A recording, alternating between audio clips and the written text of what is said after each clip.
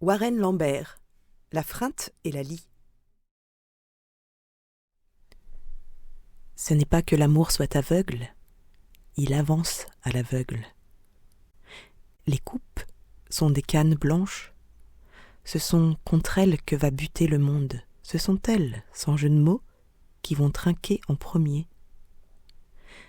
Si on les imagine vides, le tintement de tout ce sur quoi cogneraient les coupes se rapprocherait de ces bols en bronze ou en laiton, dont le frottement en boucle du gong sur la paroi externe ravive une note lointaine, étrange et complexe, celle qui, si on continue de rêver, a pu donner pêle-mêle les tremblements de terre et les éruptions volcaniques, le gargouillis rauque des affamés et le sifflement des courants d'air juste avant que les portes ne claquent.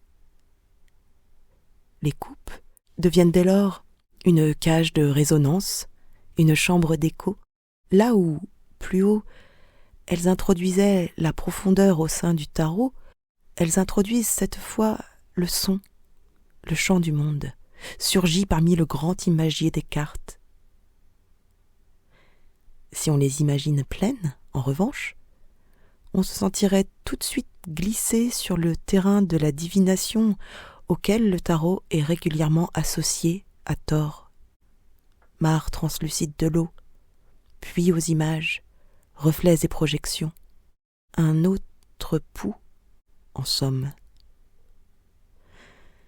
Mais si on s'efforçait de s'arrêter juste à la surface, à cette frontière, comme le graveur veillait à nous maintenir au bord des coupes, on se pencherait à ce moment-là au-dessus d'elle en étant prêt à y recevoir la seule révélation qu'elle contiendrait.